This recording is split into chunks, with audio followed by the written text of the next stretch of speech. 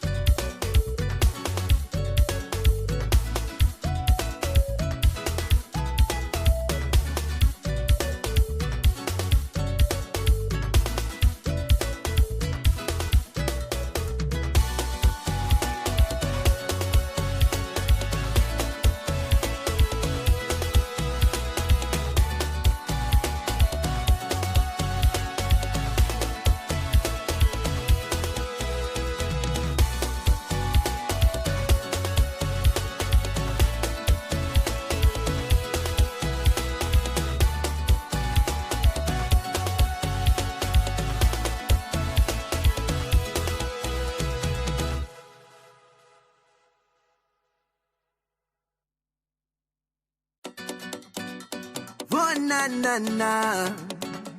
It's only love in the ladies' room. It's love in the room. It's love in the room.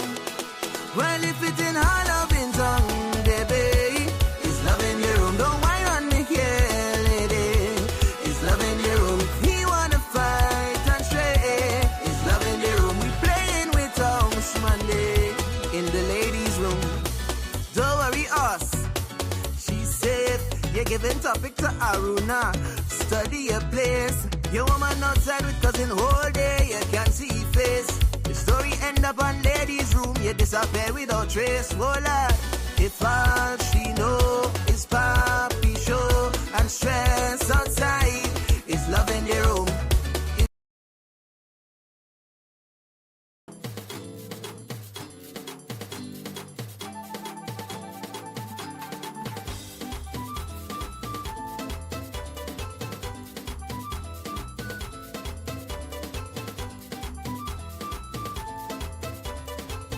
Good morning. Here, move out of my eye. All right, better. Good morning, Grenada, Carriacou, PD, Martinique. Good morning, world. On this lovely Tuesday, December 16th, with only 7 more days till Christmas. Yeah, welcome back to another one. 7 or 8? Either way, we're almost there. A week away, right? A week away from Christmas, the best time of the year. And of course, I am happy to be back with you to take you through another ladies' room. If you've been with me from since 9 a.m. this morning, you don't just check in for ladies' room, but you check in for the program, the entire program. Thank you so very much. Always a pleasure to have you here. It's always good vibes, you know, playing Christmas music, playing other music in between. And of course, we had the 95 lights, and now we're here to talk, interact for the next 30 or 35 minutes. On that note, let me say thank you so much to our partners for making a show possible. Harry Edwards Jewelers, Beacon Insurance, Nirvana Spa and Detox, Land, Western Union. And remember, you can, Beacon Insurance, you can also get all your jewelry, fine pieces, etc. at Harry Edwards Jewelers. Yeah, in the spirit of giving and gifting and all of that. Yeah, give a gift that means something. Can get you Pandora bracelets with the little charms, and every time you celebrate an occasion, or just because you add a charm to it, it's a really, really nice gift to have. And not forgetting land, always good pieces. When we're talking leather, good quality leather, it's definitely land, right? A land bag for years now. Never see a thing gonna hold up straight. So, no, it's really, really good quality. And why not give someone the gift of health this Christmas? Nirvana Spa and Detox, or a gift card. You can get a mani, a pedi, you can get a massage, it full works. You can get your insides taken care of, what you call it, colonic and all those things. Yeah, they definitely provide that service and more at Nirvana. And of course, Beacon Insurance. Make sure you're driving in safety. Make sure that your home, everything is taken care of. You're getting older. Gotta make sure you take care of that as well. And the Western Union, yeah, around this time, I know they're super busy. Remittances are coming in. Families are sending a little panquai to the family home. I ain't get nobody call me and tell me go and check out Western Union yet. For as a matter of fact, while we on that, I know, boy. You're a furrow here. Sonia Raymond, you good? Happy holidays. Meg, good morning. Shireen, good morning, everybody. Welcome to the room. Morning, Don. Hope you're good. Shantae, Marianne, Shauna. Who else is here? Donna, Roxanne Scott, good morning. Jackie Chaiton. Andrea, good morning. Yep, it's that time already. Good morning, Vanessa. Good morning, Kizzy Thomas. Good morning, Unison. Says morning from Cola's Dog Nose, Barrie, Ontario. Boy, I ain't cold up the road. Snowing in other parts, we ain't had a problem. I have on flip flops right now. I know you're off, but all the whole strain. Warm up, stay warm, bundle up. Hey Lisa, hope you're feeling better. Shireen, Jackie Douglas Adams. Jackie, buy my Christmas present already. Morning, morning Carla. Madam Lisa, you buy my Christmas gift already? Ava James, top of the morning to you. Thank you so much. Hope you have a wonderful day as well. Rachel Boateng, good morning.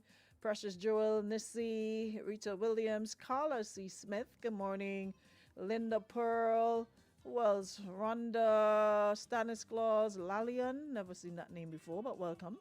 Hey, Rajesh. Said good morning, happy. If I had $1 for every happy Christmas and Merry Christmas I get that time, so I could afford to take the year off next year. The amount of happy Christmas and Merry Christmas others get. What happened to the days when you used to go in the post office and collect a little envelope and a little 20 US in it, and you think nobody can talk to you, because back then that's 50 how much dollars, and you have real money to you as a child. That is real money. Because you could go in Granville, you're buying a little doll, a little tin foot doll. You could buy two a roti by Rins, and you're buying a Coke or something, or we used to say sweet drink back in the day. And you still had change. You still had change to go and buy like a po, them little gun thing. And you buying the you have to buy the bullet for the paper bullet, and when you bust it, it's making a song and it's smoking. You can still buy a little yo-yo. Listen, Christmas, we know nothing about what you call it, Nintendo and PS5. Listen, we knew better than to fix him out to ask your parents to buy you any big game.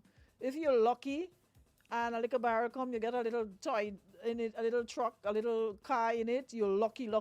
But I'm not called asking your parents for PS5, and you want iPhone 17 and S25, and you want Jordan this and Jordan brother and his father, and no. The most you will get is a little doll, and be contented with that.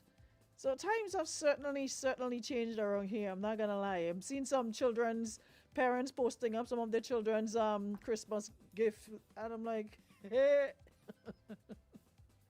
like, Lord, I thank you. I see some gifts that they put it on them list, and them children and them eyes, this little broke children y'all have that have so much expensive taste. I can't with them, I swear. Some niece and mine, I mean, even watching that twice. Maybe get one or two, but how you want 6, 7, 8, 9 thing on a Christmas list, you alone? Me know how you doing it, Papa. Them little broke besties, all you have, they chest high bad. They chest high. Mr. Ray, good morning. What pass you passing? You come to buy the place. What you doing? You come here and come to buy the place. What pass you passing? And two apples. I used to look forward to buying apples because then apples was seasonal. You only saw apples, grapes, and pears around Christmas time. Unlike now, where apple and cut right through the air, pear, grape, apple was something that signaled Christmas. I remember when they would go down to Trinidad, the boat, and buy apples, and they sell the apples. Apples was a big deal around Christmas time. So you make sure you save change to buy an apple for yourself, or you buy two little grapes, or you buy a pear, and you have make sure you buy your little pear drax and another thing. Y'all little broke besties be doing too much. Y'all listen. Hello. And I have a friend that want yes, and she wants it because she grown now and she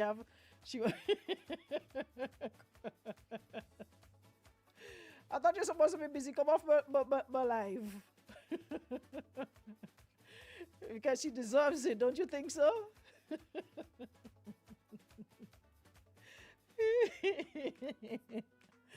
Chanel, that's why you're going to get your little rocking doll with blonde hair on Christmas Eve. Once you do all your work, so we can go Grenville, I might even throw in an apple. Nah. Go. Like your cousin Chloe, you want my... No, papa, them little broke bestie and them, their chest high. Them Christmas list and them I see passing there. Listen.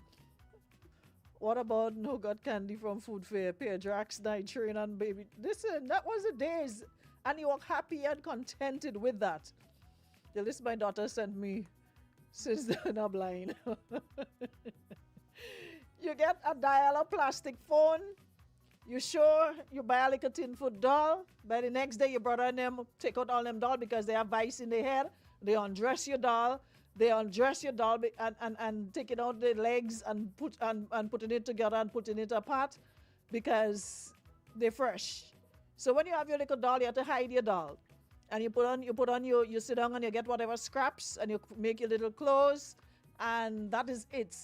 One little skinny doll, so nothing more, nothing less.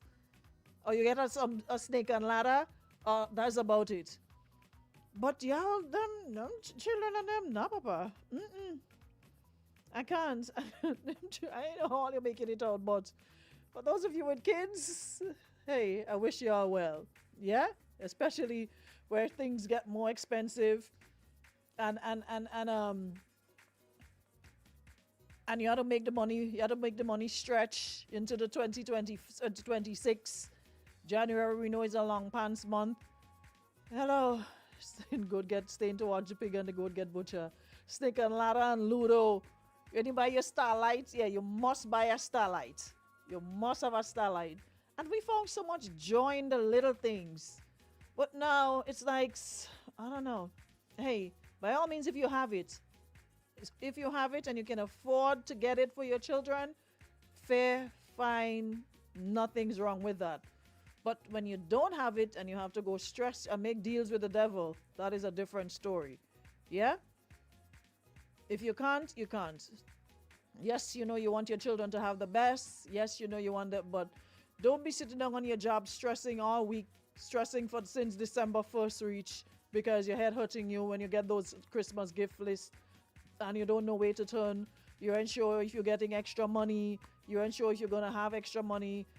Some places you have to wait until the end of the month to get paid. So you have from end of November that have to stretch till the end of December. Some places you may or may not get your bonus. So there's a lot of different things you have to take into consideration that will have you stressed out. So I'm asking, begging, pleading that you guys do what you can. What you can't, your children will have to understand. Yeah? They will have to understand just like we did back then. Do not stress yourself and go putting yourself in extra debt to make sure you have all that your children requested. That or putting yourself in debt to keep up with because you see furniture store place coming and drop off furniture, a new fridge, a new this, a new that by your neighbor, and you figure, you know what, I want new one too. I go and get it on credit, hire purchase or whatever. I know how I paid for it because again the first 2 months free, but I have to figure out after the second month what's gonna happen. So we have to be prudent. We have to be smart. Yes, it's a season. Yes, you'd like to have all the best and the most, but in the same vein, you have to be prudent. All right? Times are not getting easier. Cost of living is getting higher and higher. And 2026, I don't see it getting any better with everything that's happening. So we have to be prudent. Don't spend all. Don't just indulge for indulgence sake. Make sure you have your list. Make sure you have your budget and try as best as possible to stick to your budget. Because, like I said, if you get paid now, between now and the end of this month, and then you're going into January, it's a long, long, long, long, long time. And then you come in and distress government and come in and stress uncle, auntie, nenen. Hey, you could help me with this. Hey, you could help me with grocery. Listen, all of us fighting the good fight. Some of us just make it look good and we don't complain. But things aren't rosy for everybody. We just don't complain all the time. So, figure out all yourself. All right? I thank you. I went asking for what a generation change. I was born in 1963. Important to teach a child at a young age to appreciate family and love over gifts. Yeah, gifts wasn't a big deal for us. Listen, we appreciated our roti by rins. It was a big deal to us then. We appreciated that. But what we appreciated most was the fact we were able to eat a lot on that day. Different meat. Throughout the year, you ain't getting 4 different meat. One meat. If on a Sunday, you cook chicken leg, you cook chicken wing, you one meat. Christmas, you're sure on piece of pork, you're sure on beef, you're sure on goat, you're sure on chicken, everything. You're sure on during the year, maybe if you're lucky, they buy a soft drink and you get some out of it. That time you're drinking a whole one for yourself. So those are the things that we found joy in. And it was, seeing family and you're able to go by your neighbor house and they give a piece of cake and they will throw a little bit homemade wine in a glass for you and you're feeling big because you're drinking alcohol. Or the man go be drinking around the house and they give you a little spot of beer. They throw a little beer in the cock for you and you drink it. Those are the things that we found joy in. And it didn't make us any worse. We were happy. The mere fact that you were together, you had food, that was the big thing for me. We had food and enough drink, and we were good to go, right? But now, it's about gifts. It's measured by the gifts you give and get. Yeah? So, those are the best days. It is. Mandy, morning. We fighting the good fight, girl. You're so glad to drink a whole giant malt. Of course, get a whole, when you're talking about the soft drink in the bottle, the glass bottle, when you get a Coke in the glass bottle, or a Sprite, or Fanta in the glass bottle, them big glass bottle, not the plastic, the glass, and that beastly cold. Come on, man, listen. I was from Grenville, so me in later days I get to know about Nutmeg restaurant. Rin's roti was the roti of choice back in the day. Rin's roti, that's all we know. So, canning and them thing and them, yeah, man. That was what the good old days. So I just wanted to touch on that, and of course I've got one more thing that I really, really wanted to touch on in light of you've seen so many people speaking on bonuses, and back pay and, and extra around this time. But I had an experience over the weekend and I'm like, you know what? I need to touch on it because you hear people talking about it all the time. But sometimes when it hits home, you have to speak on it. Let me ask y'all a question before we go any further. When last did you walk into a business and feel like your presence actually mattered? Because over the weekend, I visited 2, eating establishments here in Grenada. And the food wasn't really the issue. The issue was the service, or more accurately, the lack of it.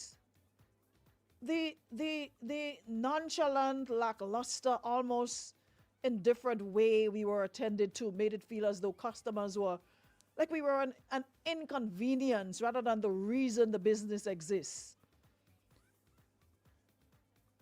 And if this was an isolated incident, maybe I would brush it off, but it's not because I've been there before. And too many of us have had the same experience, whether at a restaurant, a store, a service desk, wherever. And we've started quietly accepting it as a normal thing, as normal. That like, okay, well, so they is, so we they. No, it's not. So I want to talk about something that is deeper than slow service. I want to talk about work ethics in Grenada because everybody seems to think they deserve more. Everybody thinks they should get bonuses, they should get this, you should get that, you should get extra monies, whatever. But I want to talk about work ethics in Grenada because somewhere along the line, we sort of blurred the line between having a job and taking pride in work. We started showing up physically but checking out mentally. And the attitude has become I'm here because I have to be instead of I'm here to do my best. Like case in point, went up to the person at the eating place and like, first to begin it, there's a board showing everything that's on the menu. So I have the habit now, whenever I go somewhere to eat, the first thing I say to the person is, tell me what you don't have so I know what to order. Because sometimes you'll get menus, you'll get boards stating they have all of this on it.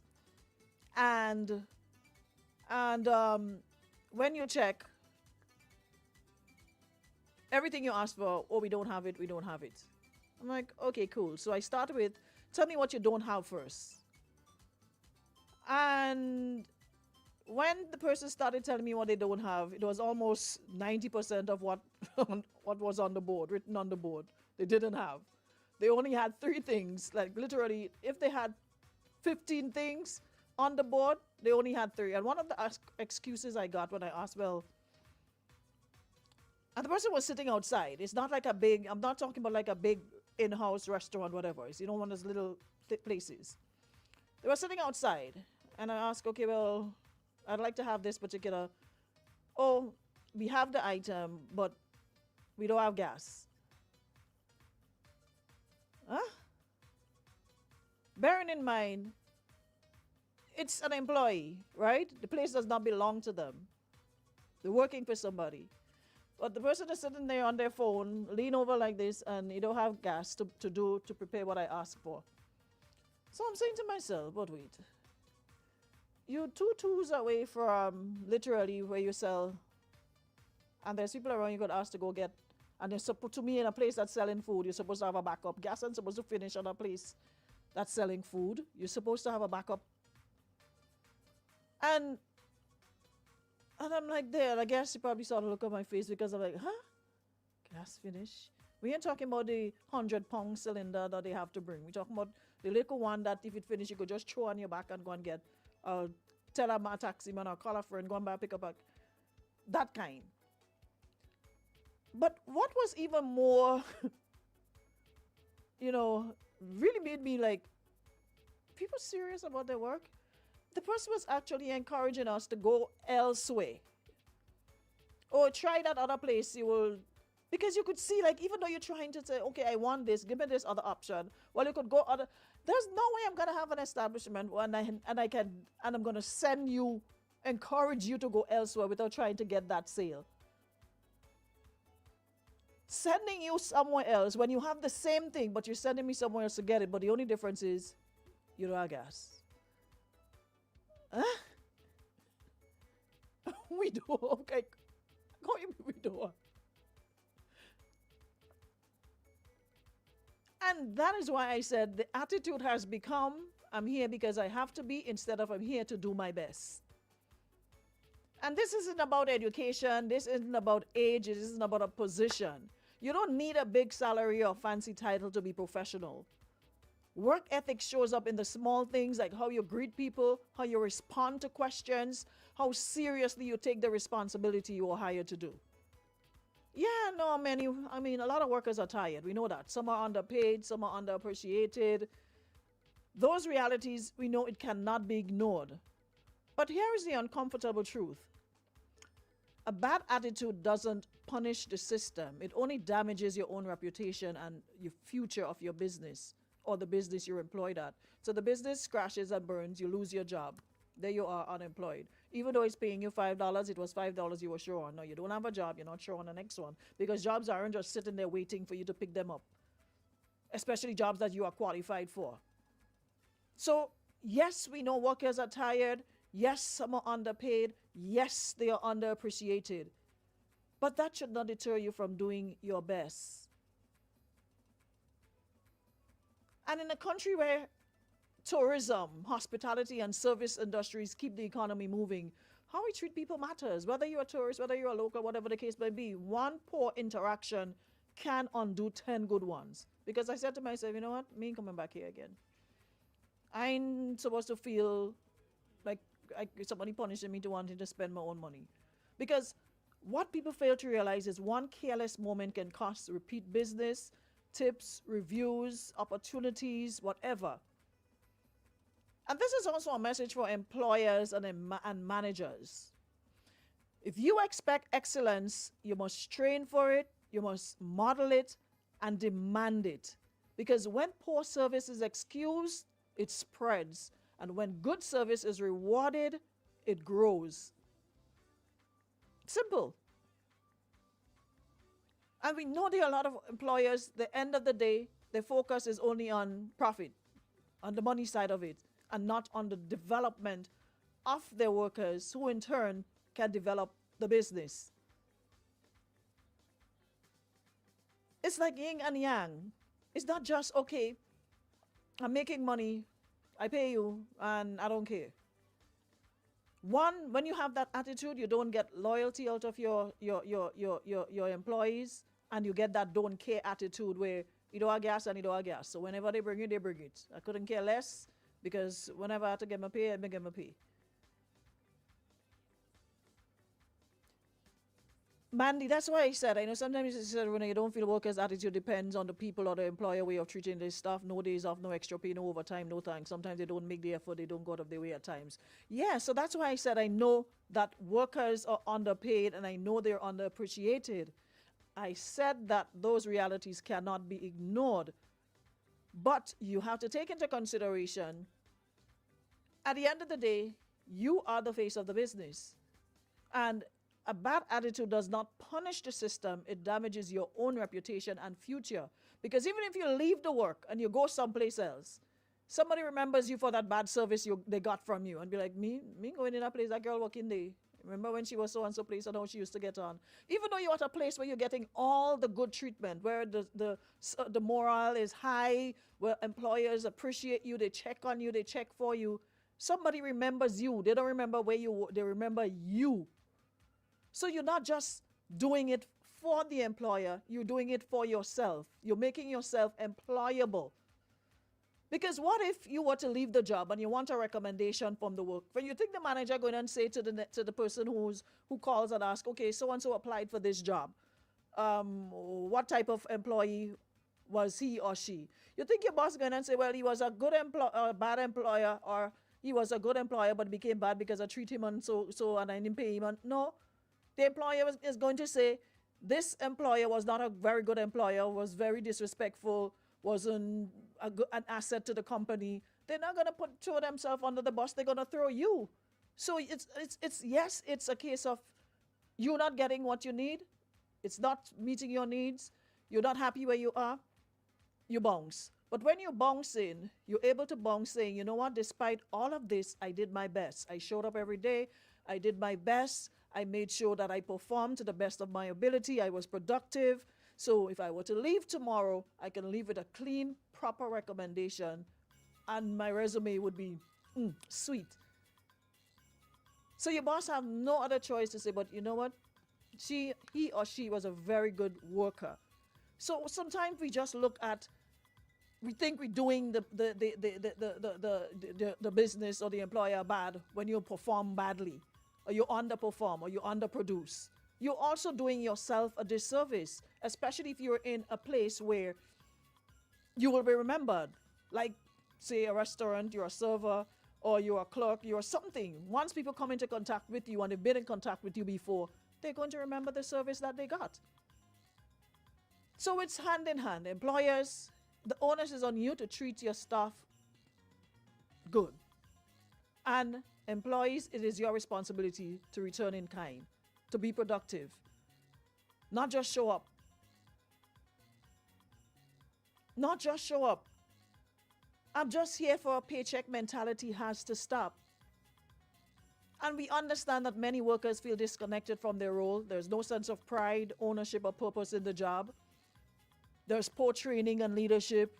Employees are often thrown into roles with no proper customer service training. We know all of that.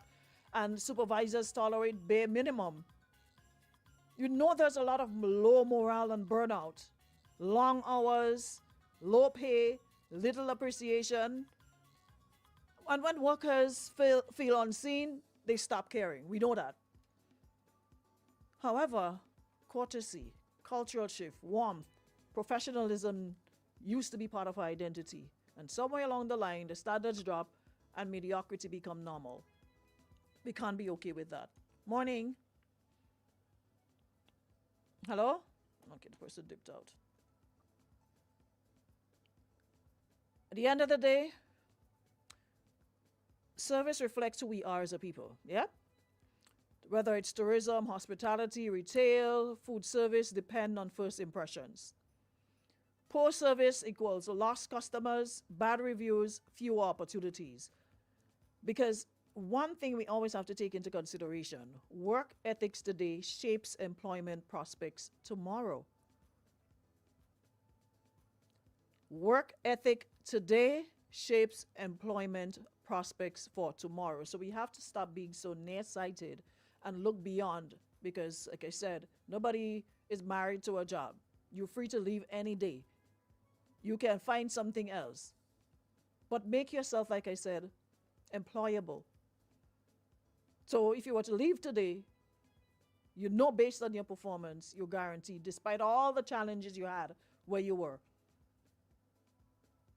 So we have to, at some point, reintroduce service pride. Too many people vex on work. All they just vex. You vex with your boss. You don't vex. Mean do you nothing? Mean do you a thing?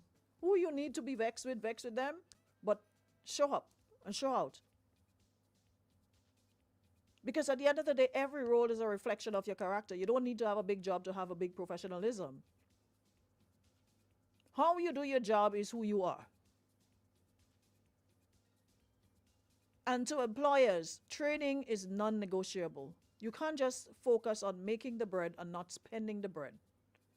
You have to invest in at least basic customer service skills, communication and attitude training, government, NGOs, etc., private sector. Something has to be done. Let's collaborate on some national service workshops. Make it a big deal. Make it a to-do thing. Because it's across the board, not just in the service sector. Government, NGO, private sector, all. How about for 2026, let's look at collaborating on a national service workshop. Make it a big deal. And in the same vein, before I go, managers need to stop excusing poor behavior. Y'all need to start setting clear expectations, greeting customers, eye contact, timely service, a respectful tone, and reward good service and correct poor service. People thrive when you're rewarded, when you're complimented. Hey, good job on this today.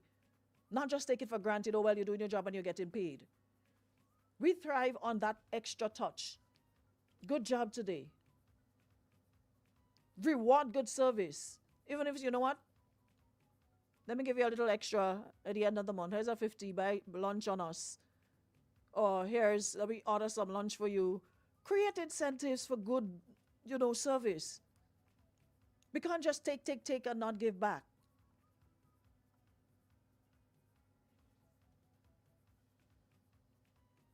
Stop for a minute and ask, if this business were yours, would you serve a customer this way? Because you have to remember, your attitude today can open and close doors tomorrow. References, like I said, promotions, opportunities come from reputation.